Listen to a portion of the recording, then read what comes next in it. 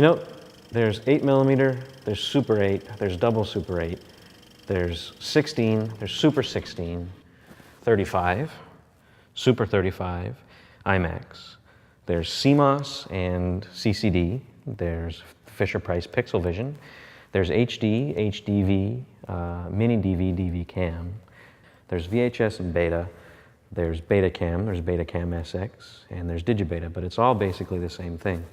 It's light, a handsome dude, a lens, with an openy-closey aperture in it, a camera with a shutter that opens and closes, whippy-skippy, a gabillion and a half times a second, and film or video stock, which takes the light that comes from the sun, that bounces off your handsome dude, goes through the lens with its openy-closey aperture, through the whippy-skippy, a gabillion and a half times a second shutter, and eventually crashes into a pile of silver halide crystals in emulsion or a magnetizable piece of plastic, and eventually, farther on down the line, magically becomes an image. But all of that knowledge and $1 will buy you a shitty cup of coffee, because everything I've described so far is a mathematical equation where all of the variables, the sun, the aperture, the shutter, and the film stock are just that, variable. And the only thing you won't know in advance is what you want the end result to be. In this case, a well-exposed image of a handsome young man. So how do we get from here to there? Well, as with anything that's complicated and technical and theoretical, I find it's easiest to understand by imagining a metaphorical bucket. The bucket in this case is your film stock, or the sensor inside your video camera. It can be an ISO 800 speed bucket. It can be the sensor in the camera with the gain set to 0, 6, or 3 decibels. It doesn't really matter, because all you're changing when you change those things is the amount of photons that you're going to need to create a properly exposed image. And in this case, it's 5 photons. The next thing is the shutter, which opens and closes whippy-skippy a gabillion and a half times a second, alternately allowing and preventing light from passing through. And it can do that in a 60th of a second or a 500th of a second, or in however long that is. Now, assuming you're not shooting a movie with a pinhole camera, your camera's going to have a lens hanging off the front.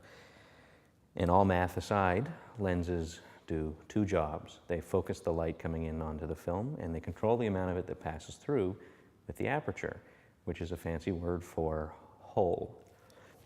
It can be a big one, wide open, like f1.4, or closed down and small, like f22, or average and right in the middle, like f8.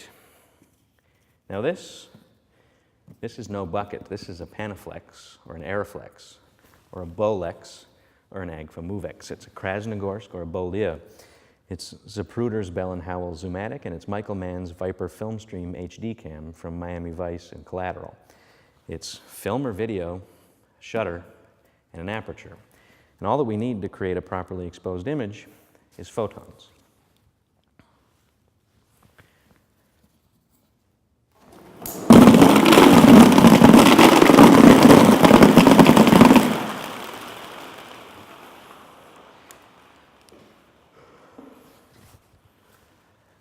Of course, there's more to taking a good-looking picture than just getting the exposure right.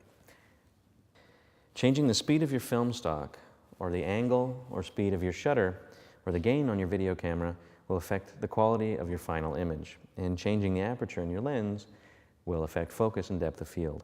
And assuming that you're not using a box full of plastic balls as your light source, you're going to be able to control that as well. Taking a good picture is as complicated as you want to make it. But in every camera ever since the beginning of time, since cameras were invented thousands of years ago by a guy on Wikipedia, they've all been basically the same thing. Film or video, shutter, aperture, a handsome fellow, and a light source. Now stay tuned for our next video, which will be on fixing an underexposed image in post, because I'm not doing the ball drop thing again.